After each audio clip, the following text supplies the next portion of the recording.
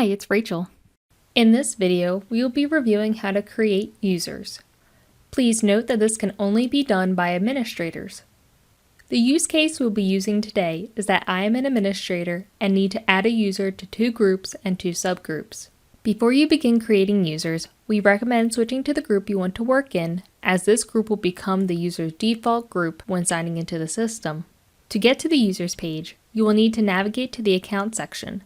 To get there, click on Account, then Users. That will bring you to the Users page.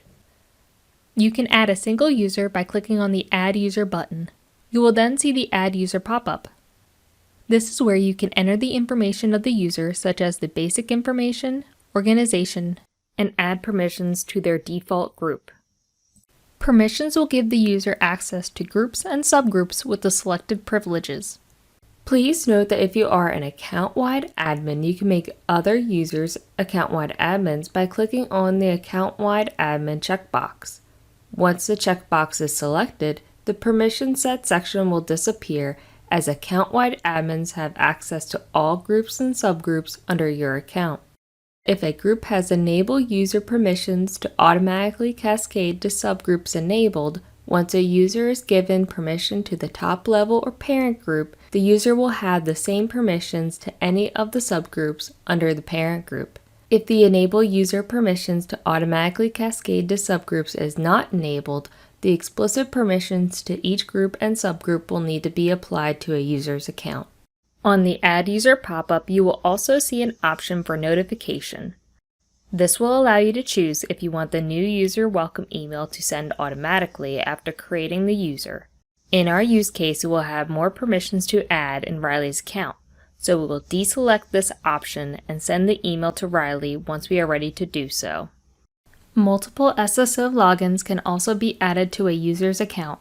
Please note that an SSO integration will need to be added to your account or group in order to use it.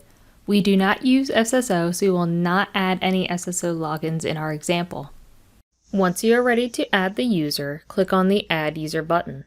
In our use case, I need to add Riley to 2 groups and 2 subgroups where Enable User Permissions to automatically cascade to subgroups is not enabled. To add this user to the groups, I will click on the Add Permission button. I can then select the group I want to add the user to and the permission the user should have in that group. In this group, I selected for the user to be a manager and would like them to have the ability to sign and have access to the pending signatures queue. The default manager permission will give the user access to reports, templates launch, workflows, web forms, and additional templates. I have not selected Allow Open Signing, which adds the user to a list of people who have the ability to sign when the participant authentication type is selected as a registered user. Next, I am adding Riley to a subgroup.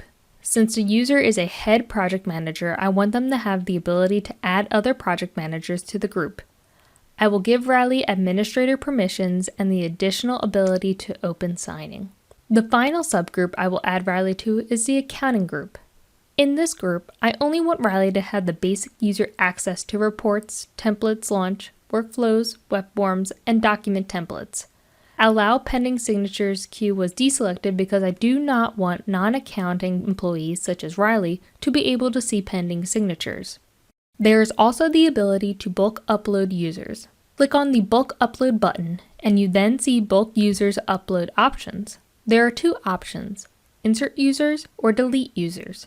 If you select Insert Users, you will then have the option to update existing users. Once you select which option you want, select the file to upload and then select Upload Users. Please note the filter or view of users you have on screen can be downloaded in a CSV file by clicking on the Export button. Once we are ready for Riley to access his account, we will send the new user welcome email by clicking on the associated button next to his account. We can see the email Riley received. The new user can now use the information in the email to sign into the system. When a new user logs into the system for the first time, they will be prompted to change their password. Once their password is successfully changed, they will be prompted for a verification code. This is the system's multi-factor authentication process. Riley will receive an email with the code to enter. There is also an option to remember this device. If Remember This Device is not checked, the code will be asked every time the user begins a new browser session. If Remember This Device is checked, it will not ask for the code again until 30 days have passed. You can see Riley is able to access the system. If we go back and look at Riley's account, we can now see the last time they signed into the system, and the Send Welcome Email option next to the account has changed to the Reset Password option since Riley has signed into the system. If we look back at Riley's account, we can now see all emails that have been sent to him by clicking on the Emails tab. This section will record all emails and their statuses sent to Riley from the system. Let's say the new user forgot their password. That is no problem, as the system allows for users to reset their password on their own. The user will click on the Forgot Password button and the system will prompt them to enter their username and email address. Then click on the Send Password Reset button. An email will then be sent to the user providing a link for them to reset their password. It will then bring them to a screen to enter and confirm their new password. That's our review of how to create users. Thank you for watching.